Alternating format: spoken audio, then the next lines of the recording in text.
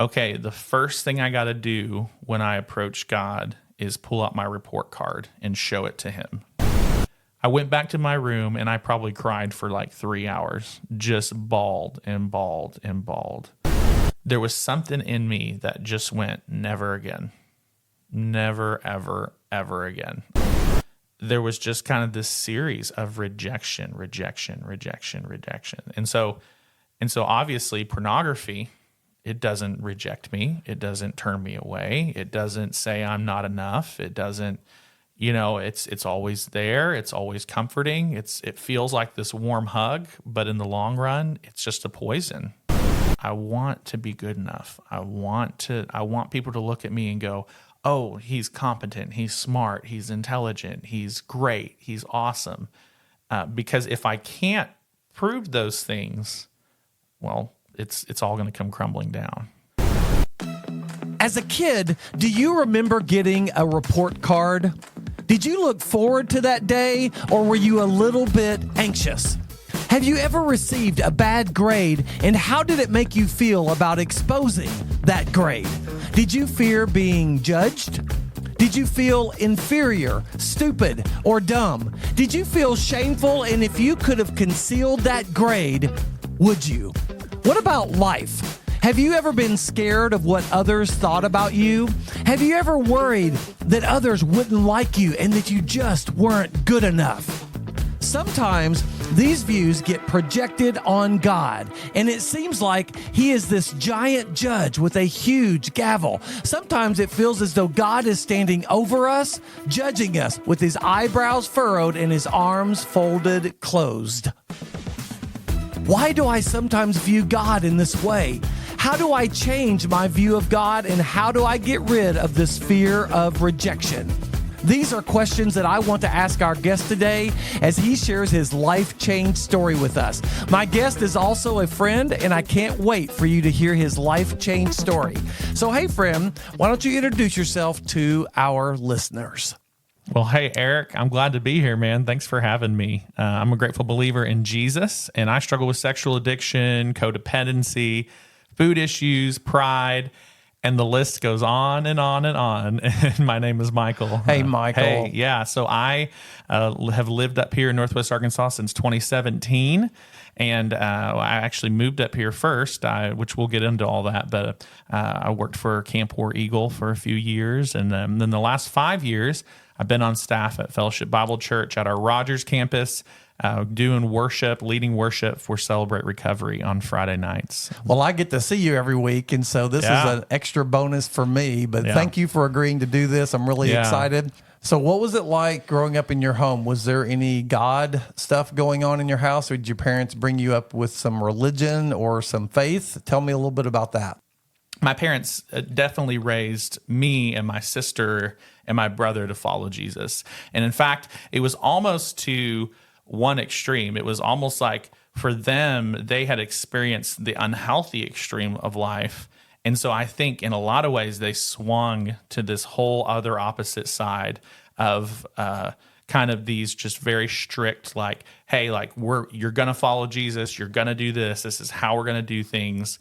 And there really wasn't, I felt like growing up, there wasn't a lot of flex. Like, I think a big part of me growing up, and it was learning to find my voice, and even coming into recovery, learning to find that, like, okay, like I can have opinions, I can say things, I can, express myself, and so versus just kind of the yes sir, no sir, yes ma'am, no ma'am. And man, I love my parents dearly, and I'm so grateful for how they raised us. And so, but I think there was, as is the case with all things, there's healthy things and there's unhealthy things. And so I think there was kind of an unhealthy, just kind of restrictive side of growing up, and kind of even just being homeschooled in a sense of like, I want to shelter you and protect you because we know what it's like, to be on the opposite end, and we don't want our kids to do that. And we're not going to do that. And so there was just a lot of restriction, even from my dad. I remember being young and just hearing him.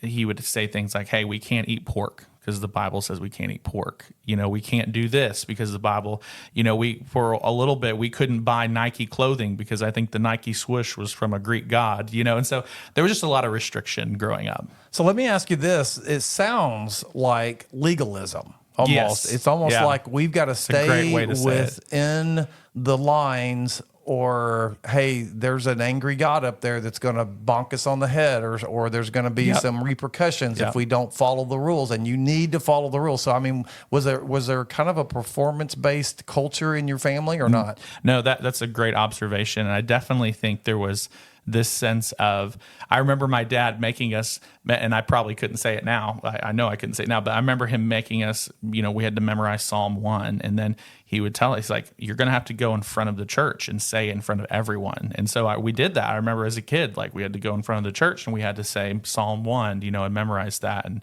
we had our scripture we had to read.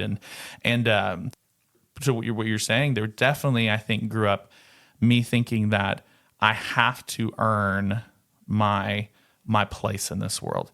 If I don't do A, B, C, X, Y, Z, and I don't do them perfectly, then I've missed the mark, and then no one's going to be happy with me anymore. And so that kind of performance perfectionism from an early age really started to ring out. What did you think about yourself? Were you confident? Like, now you're outward and you're confident, and did you portray that, or was that sincere? Were you truly confident in yourself like in elementary school and in that time period? No, actually the opposite. I would say I was so unsure of myself, and I think because I was the youngest kid. And I think there was this element of, I would see my brother. I didn't see him a whole lot, but I'd see him and I'd see my sister. And they're both very, very strong personalities, very much so, like, take charge, take the lead. And that's the way my mom is. My dad's a strong personality, but more kind of strong from the background. And I think I take after him a little bit of. And so, but as a kid, I just remember always thinking all the time, like, man, I'm not that smart. I'm not really good enough. I just wish I could do better. And, like, there was this part of me where I was like, I know I can do better. I know I can, but it's like, I can't. I miss the mark so much. And so, there was just not a lot of confidence in myself. So it kind of goes hand in hand with the whole performance thing. Mm-hmm. It's like, well, if I mess up, I've missed the mark and I've failed. I'm a failure. Yeah, totally. Yeah. Well, and that was only compounded when I remember walking through the house and I remember thinking about just being a kid, probably 5 or 6. And I remember thinking about my sexuality and thinking about just like, okay, like, we had these old department store magazines in the house. And I remember seeing those and starting to feel these feelings that I hadn't felt. And all of a sudden I started to be, kind of think about, man, how can I get that feeling back? And this actually feels really good.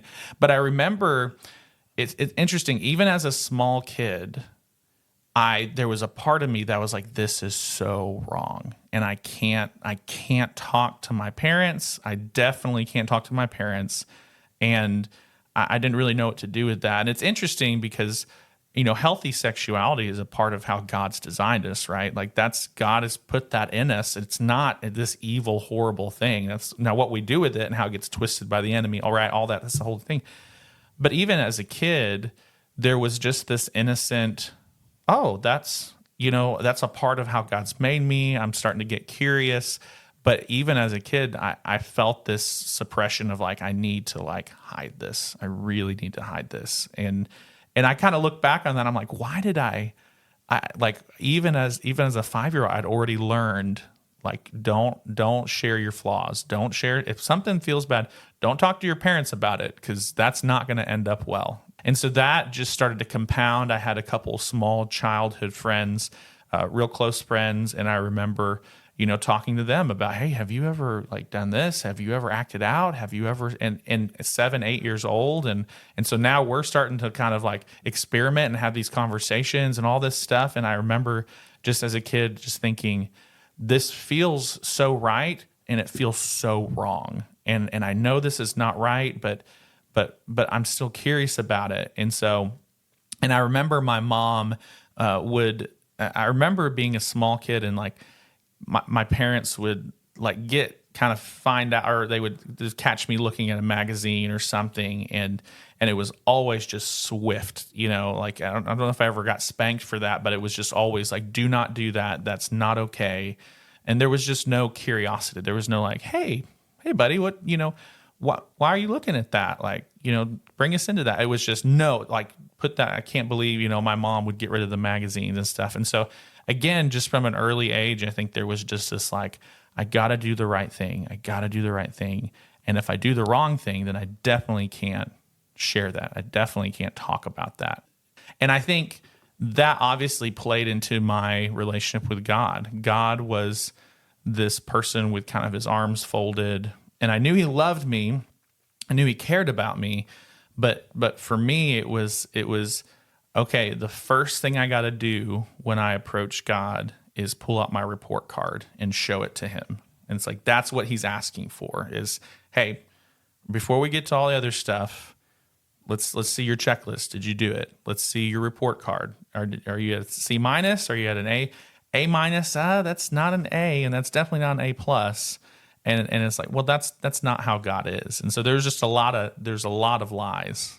So did you make any decisions for Christ as a child, or did that come later? No, I definitely remember being a kid. I remember going and talking to my mom and saying, hey, I want to accept Christ. And I remember we knelt down and received Jesus. And I don't know how old I was, but I do remember talking to her about that. And so from a young age, it's interesting. I think I've always been close to God. I've always felt that. But I think my perception of his demeanor has changed. Like I know that he's there, but it's how is he there? And I think that has been a big theme of my life, of accurately seeing Jesus for who he really is.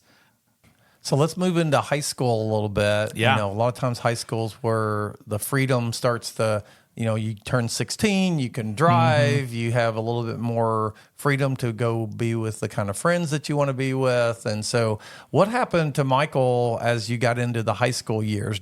Now you kind of indicated that there was some sexual addiction, or there was something going on early as you started maturing and your curiosity and everything. Did that follow you into high school as well, or did you get into any other stuff? What was going on in high school for you? Yeah.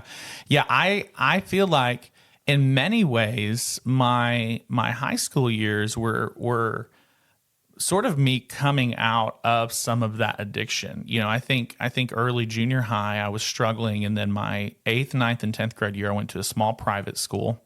And it was a pretty good experience.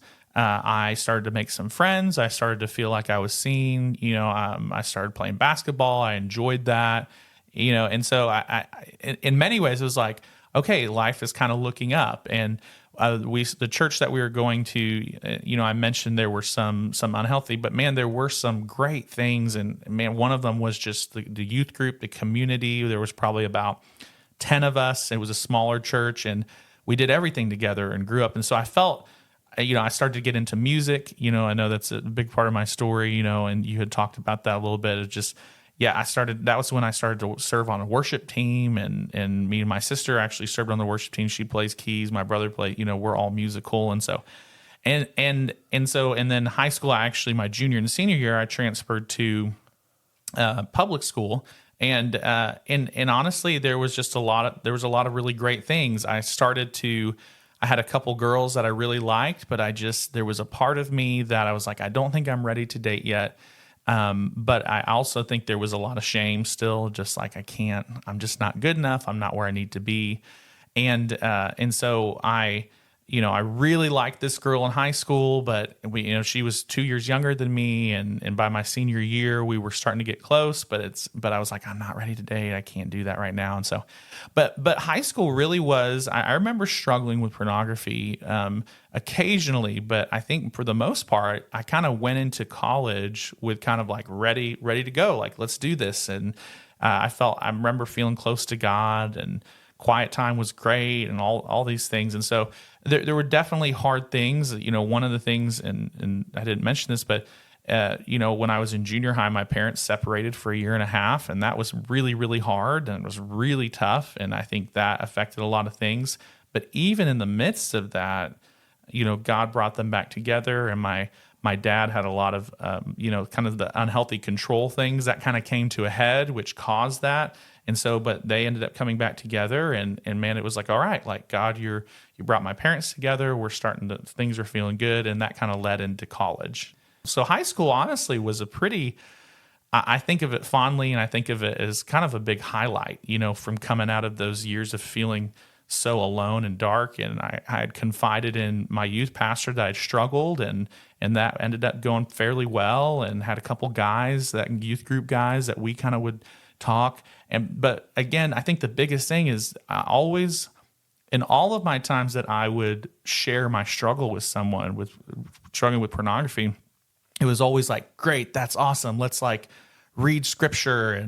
But it was like, there really wasn't a plan. There really wasn't a process. It was just kind of like, and so I think I felt some of that. And so I think through high school, it was just a lot of white knuckling, through my struggle. Back to the performance thing again, Yes. right? It's Yeah, like, if I exactly. just try harder, Yes. I'll have success. Exactly. And so I ended up going to Arkansas Tech, University in Russellville.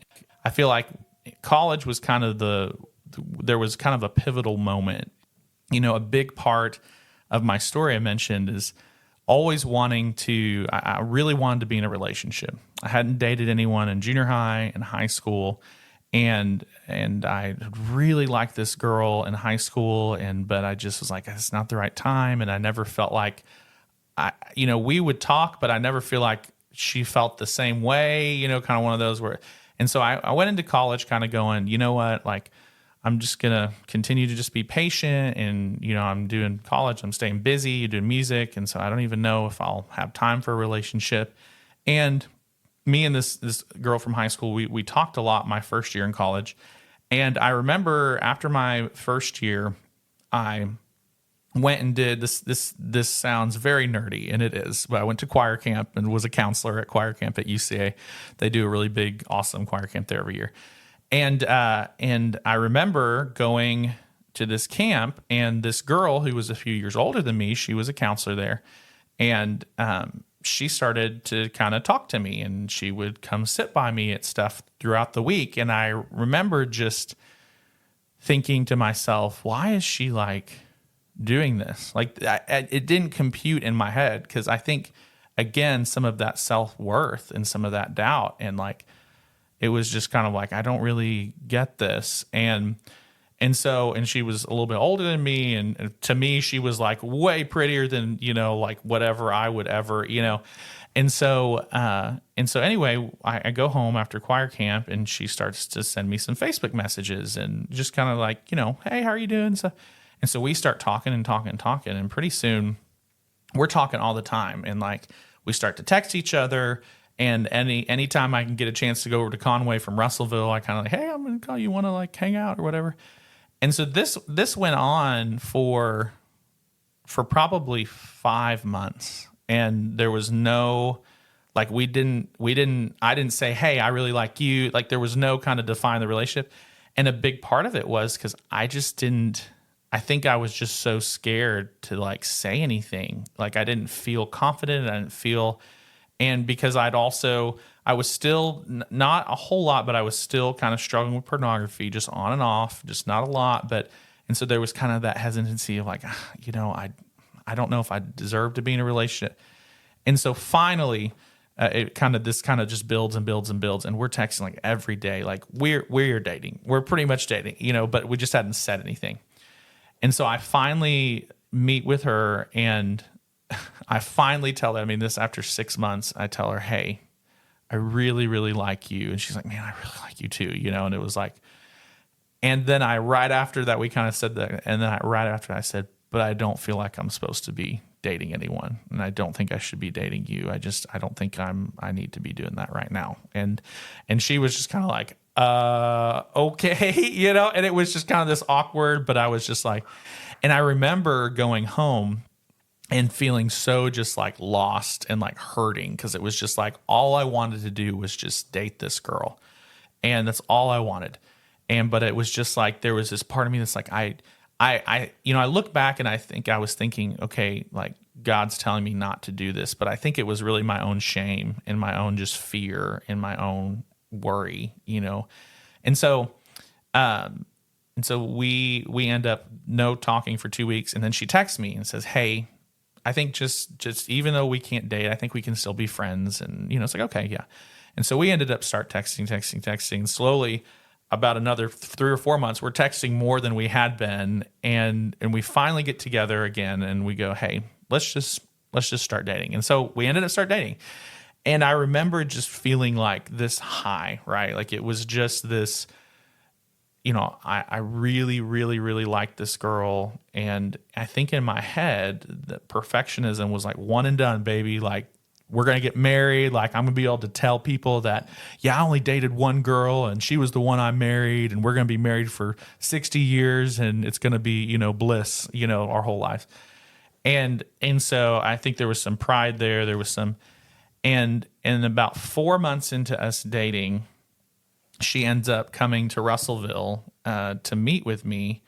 And I was so confused. She was like, "Yeah, I'm going to Little Rock for something. I'll swing by." And I was like, "Okay, like we can get dinner or something." And she, she was actually in Northwest Arkansas at the time. So she drove all the way down to Russellville and basically told me, "Hey, I don't know. I've been feeling weird the last 2 or 3 weeks and I don't really know what's been going on. And it's not you. I just don't feel like I need to be dating anyone right now." And I remember, and Eric, it was so funny because I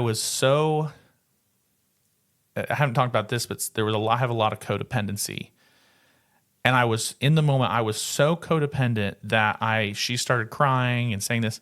And I remember just immediately giving her a hug and just saying, "It's okay. It's not a big deal. This is okay. Like, if you feel like that's what you're supposed to do, like, I totally understand. And this is going to be totally fine. And everything's going to be fine." And I remember her going, "Okay," and she ends up getting in the car and driving off. And I just vividly remember just kind of like sitting there in the parking lot in front of the music building in Russellville and just almost going, "What just happened?" And I went back to my room and I probably cried for like 3 hours, just bawled and bawled and bawled.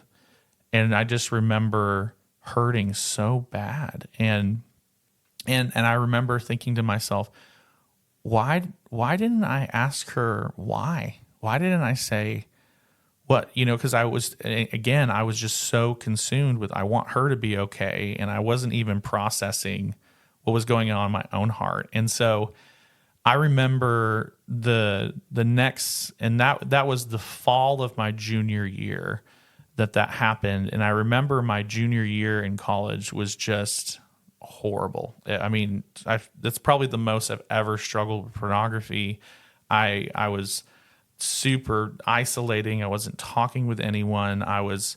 It was kind of just this, I had all this pain and all this hurt of just, okay, I've been rejected after I thought this was the person. And I've waited, for me, I'd waited until I was a sophomore in college to date someone, and I'd never done anything with anyone else. I never even kissed a girl. And it was just like, I've waited for so long, and we weren't physically intimate in any way, but emotionally we were so close. And so anyway, I think instead of processing that, I just isolated. And so I kind of pushed that to the side. A few years later, I ended up dating another girl. And actually can't go into all the things because it would take too long, but this was actually the girl that I liked from high school. We started dating and we dated for about 9, 10, 11 months. I think it was about 9 months. And I moved down to South Arkansas. She was at Arkansas Tech. I moved down to South Arkansas for my first year of teaching, which was really, really hard. And about 3 months into teaching, I'm feeling pretty isolated, pretty alone. I didn't know anyone, but I was still dating her, so we were calling and talking. So that was, in a lot of ways, it was kind of a lifeline. And so she ends up calling me one night, and I remember I was actually working super late. It was like 9 o'clock, and I was in my office working on stuff in the classroom.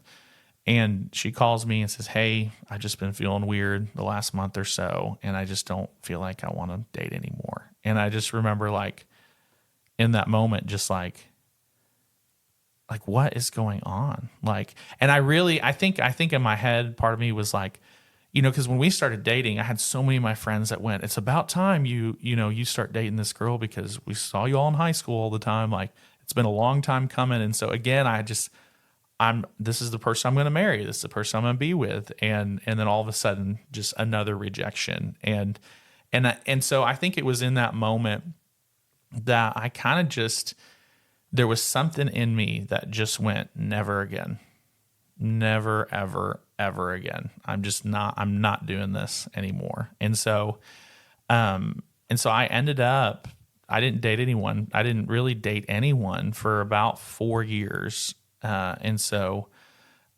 then I ended up I went on a couple dates with 2 different girls and ended up getting rejected by them too. And so, man, it was just, I think up until I moved to Northwest Arkansas, in 2017, there was just kind of this series of rejection.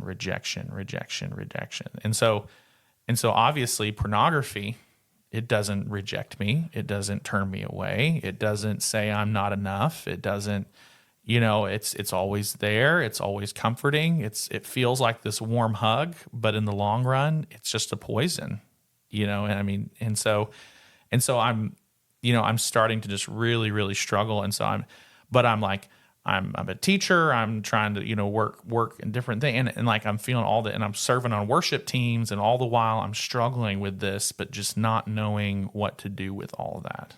So would you say you struggle with the fear of rejection? Is there a fear there? Because I mean, the second relationship had to be kind of a deja vu. Wait a minute, this is happening all over again. I'm feeling the same way. Is there something wrong with me? I mean, that this is happening again? I mean, is that the lies that the enemy was throwing at you, or what? Totally.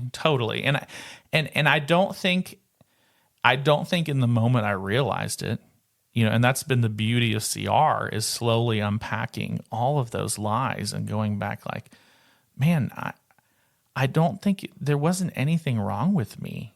It was just, that was not what God had. And that's just not how it was supposed to land, and my wife now, I'm like, man, I wouldn't want to be married to anyone else, but I think in those moments, I mean, the enemy is just pounding these lies, and I'm not really recognizing it. And so I think there was just so much there. There was a fear of, there was a fear of rejection. There was a fear of not being good enough. There was just this fear of failure, all of these different things compounding in these situations in life. And I think so much of my life, I've always looked to, what is that thing that I can do that's going to make me feel like I'm good enough? What is that thing that I can, and even now just, processing that, I think I've just always looked for that thing. What is the something that I can tell someone that I'm doing, or kind of brag about, or do whatever, right? But the goal behind it is like, I want to be good enough. I want people to look at me and go, oh, he's competent, he's smart, he's intelligent, he's great, he's awesome.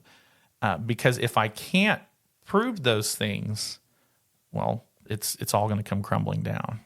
Yeah, that's really interesting. And, you mentioned going back to pornography, and how pornography doesn't reject you. Yeah. And that's kind of the lie that, is like, I'm always accepted by pornography.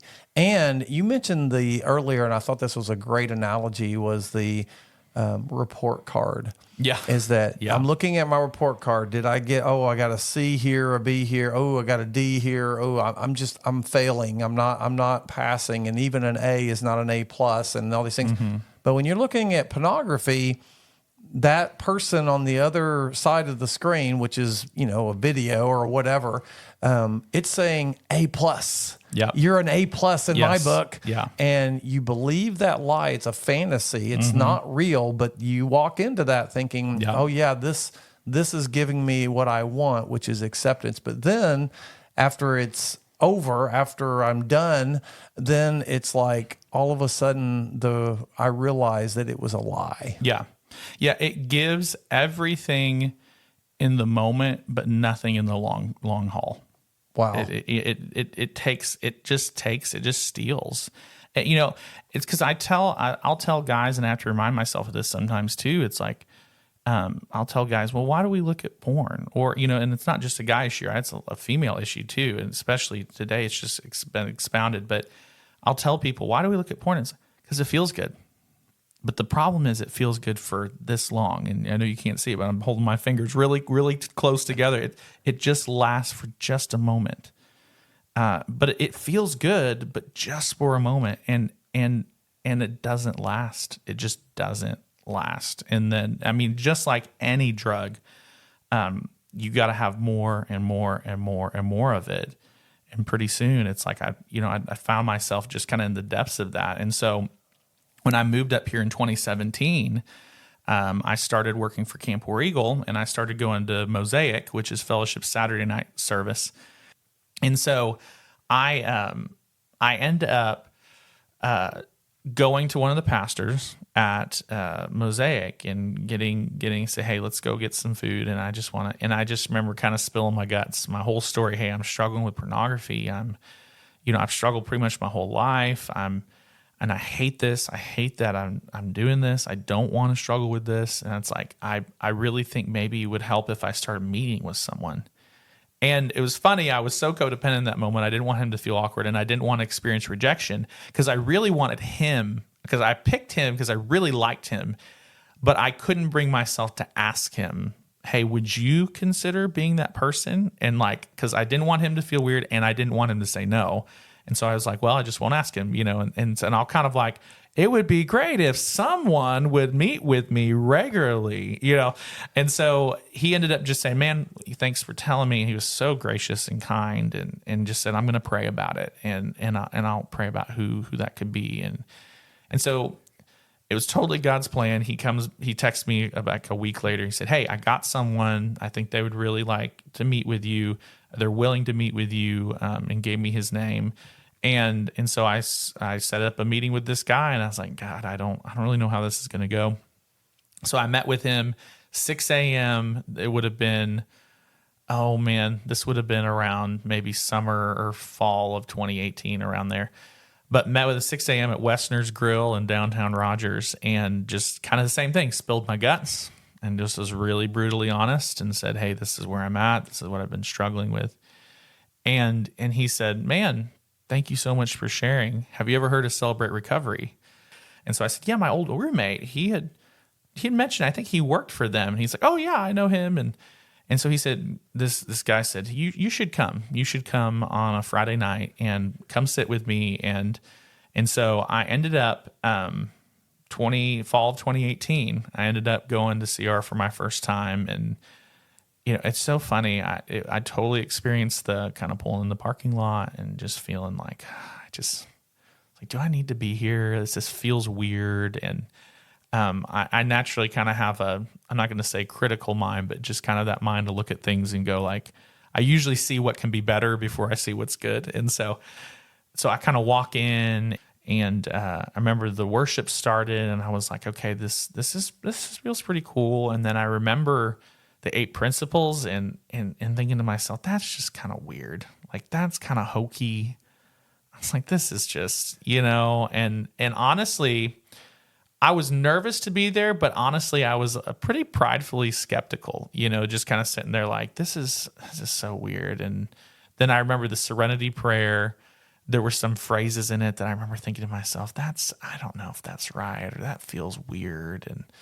And so I walked away from that though, and I went to orientation, and I walked away from it, and I just remember thinking to myself, I don't know about this place, but I also feel like this is where I'm supposed to be right now, and so I kept coming back, and I ended up joining a step study. And I'm starting to answer some of these questions that I've never really thought about.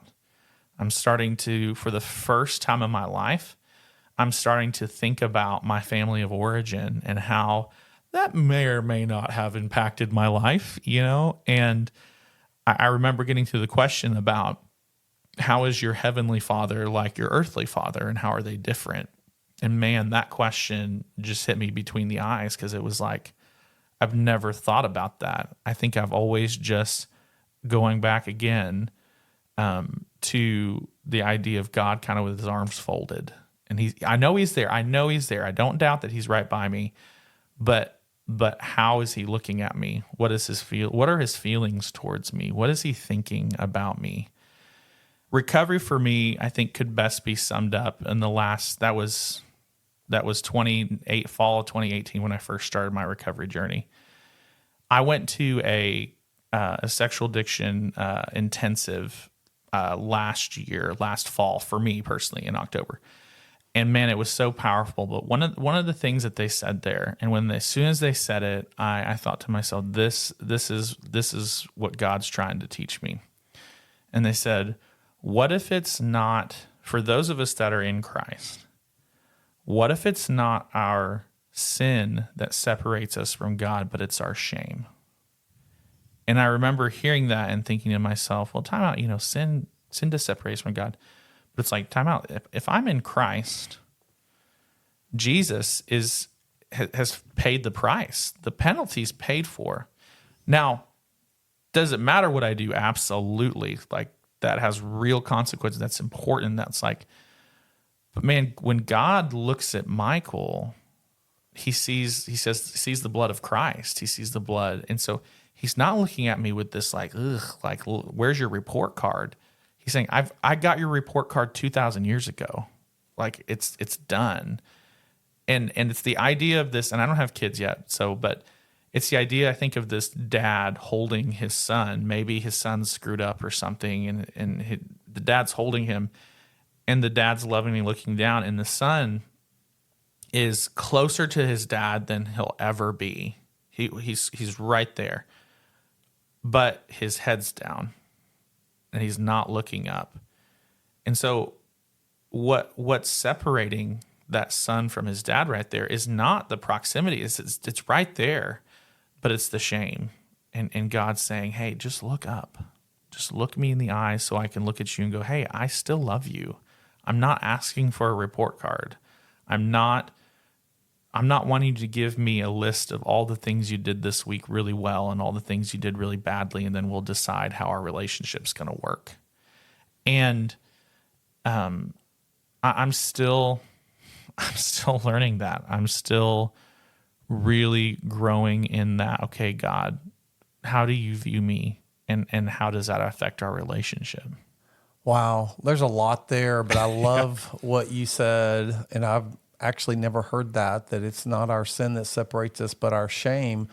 And you're exactly right. Jesus paid the price one time. Mm-hmm. One time. He died on the cross for all of our sin, not just some of them, but all of our sin. And so we get an A+. Our report card is now A+.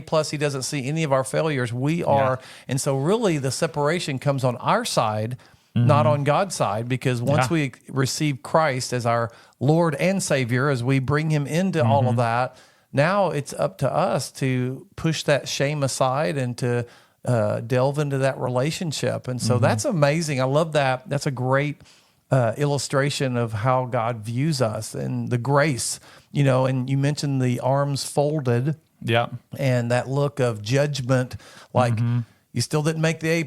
You still got to do something more to get into my inner circle. You're going to have to do that. So lots of good stuff there, good nuggets. So I know that you got married during, after 2017, 18. So tell me a little bit about, so you met this woman and you got married to her. Yeah. And so did you fully disclose all of your issues and things, and did you live happily ever after, or have there been some struggles? No. So our second date, I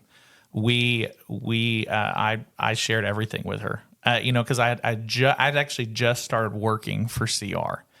And so our second date, I just said, "Hey, I work for CR," because we'd met each other at Mosaic at Saturday night church at fellowship, and she knew, and I said, "I work for CR," and I said, "Man, I really just want to share my story with you." And basically everything I just shared with you, I laid it out for her, and man, she received it with so much kindness and grace, and so I've been, man.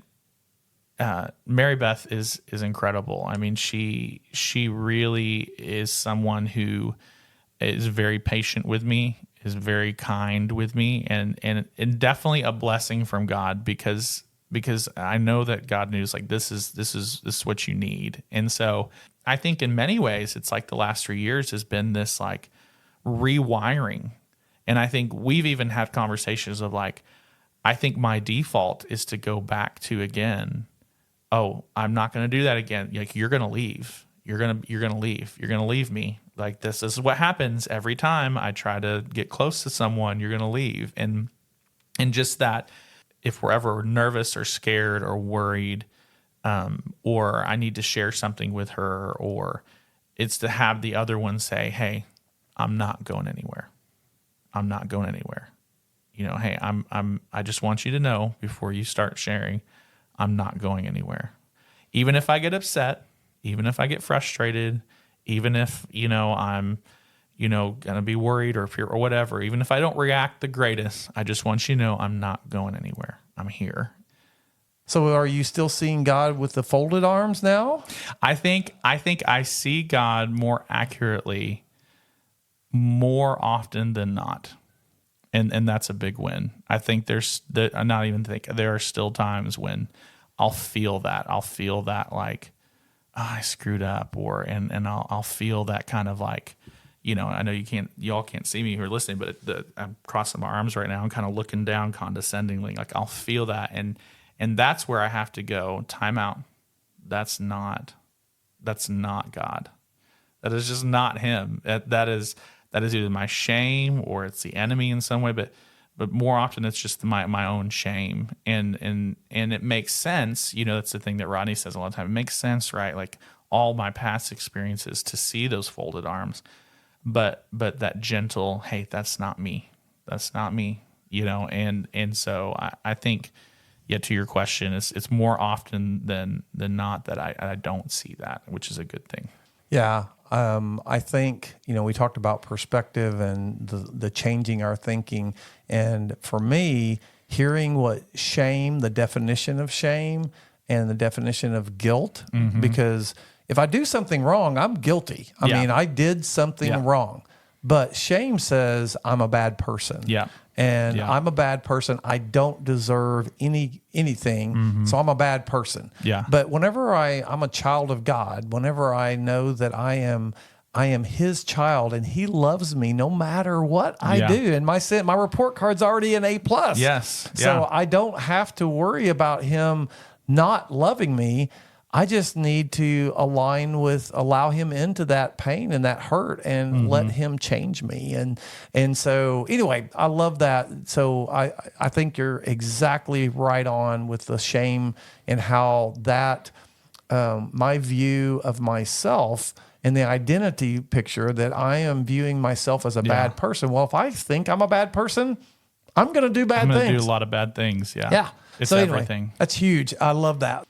So there used to be a banner, I noticed last week that it wasn't there, but there used to be a banner on stage that said that pain is inevitable. There's going to be pain. In fact, Jesus even said that you will have trouble and trials in this world. So pain is inevitable. And then it said, but misery is optional. Yeah. I don't have to live in misery. I'm going to have pain, but that doesn't mean that I live in misery. And then the very last word says change is possible. So do you believe that? Do you believe that change is possible? And has change happened to you over the last few years? Yeah. 6 years ago, 7 years ago, I would not be sitting here with you talking about this stuff. There's no way I would be doing that. I think the fact that I can sit down with people and say, hey, This is where I've been at. This is where I'm at currently, and to know that worst case scenario, even if they do reject me, that doesn't mean I'm rejected. Because I'm with Christ. My hope is secure. I'm with Him, but not operating from a place of fear. I'm going to do the right things so I won't get rejected.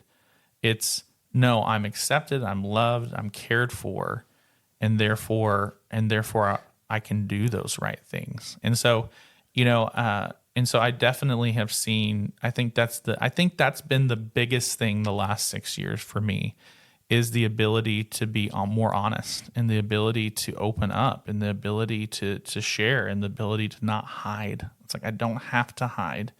No matter what happened yesterday or this week or whatever, I don't have to hide in that. And I think that's been one of the biggest changes I've seen.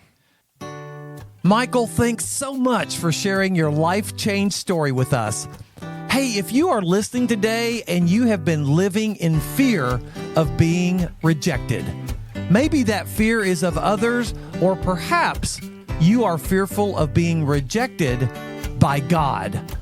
Isaiah 41:13 says, I am the Lord your God who takes hold of your right hand and says to you, do not fear, I will help you.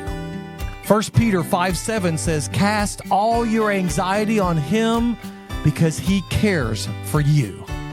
God loves you, and He wants to change your perspective and your life, just like He did for Michael.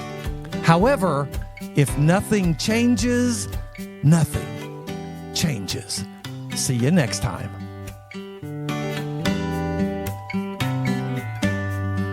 Hey, if you are still listening and you like this podcast, I want to encourage you to listen to previous episodes, because they will help to inspire change in your life. Also, if you like what you hear, please leave a positive review, because it helps to bring this podcast to others.